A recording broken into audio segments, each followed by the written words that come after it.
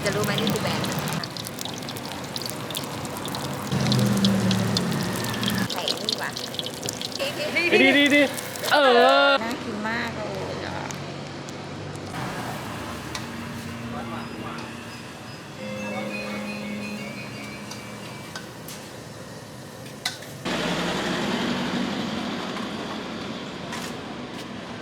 อากา เรา ลิเท ให้เยอะที่สุดปีนี้ต้องได้1,000 คลิปอ่ะหนู เก็บ โอ้จริงโน่ไปทำเลยลูกจริงโน่อ่ะ แต่มันต้องซื้ออะไร มันต้องเริ่มต้นยังไง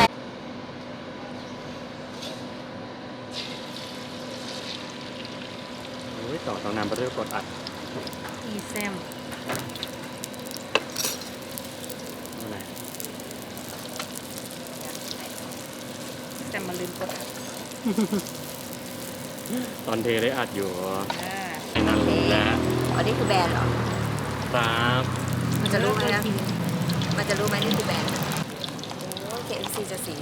เข้มมากดีแม็กจะแบบ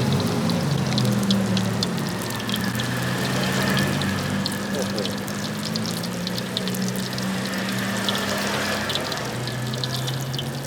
ขออย่าง ได้เยอะดีสะใจไม่งั้นจะประกันใครลูกอ่ะ ใจร่ม อื้อหือ อืม ๆโอ้ยคุณป้าไม่มีไข่นี่วะไข่เป็ดเหรอ ไข่สำรองอะเหรอ ไข่เป็ดแดง อืม ๆ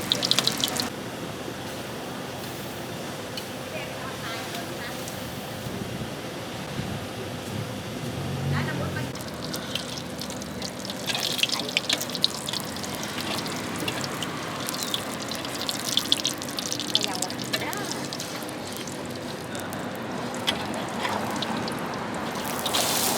ไม่แล้ว ตรงกลางไม่เป็นแล้วอะไรตานิดหน่อย ว่าเป็นอย่าง เล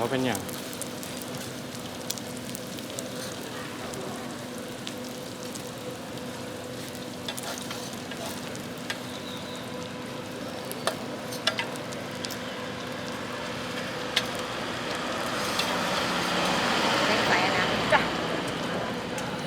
จัดมาแม่จัด เล่นไฟ มา เพื่อให้มัน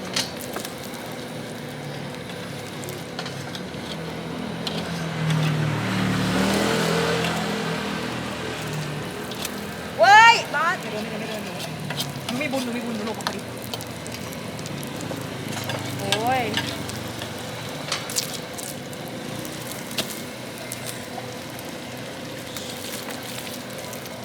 ได้ทานแล้วค่ะ นั้นไก่ละพระ อะไรยัง ใกล้ละ ไก่ละเอ้ย ไอ้ที่เรา ไอ้เดียวเออ ที เออ ไม่ต้องแดก ป้านี่ก็บ้ายอกับเราอีกอุ้ยน่ารักเนี่ย สบายมากได้แล้ว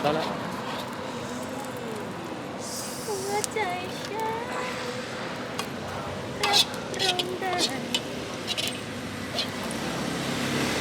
ต้องราดซอสไหมอ่ะ ไม่เอามันบอลลัม จาก เนี่ยมันบอล อั ลั น ม ไหนหน้ามัน ได้ แรก แล้วอันนี้ Ketchup ดูต้องเข้าใจเอาไว้เวลาแบบปลาใครจะผิดแล้วทำไมกล้องมันแบบ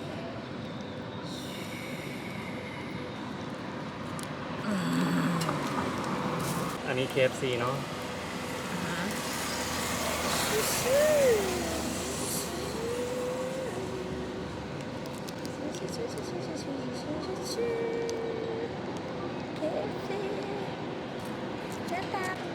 แมคโดนัลด์ McDonald I'm loving it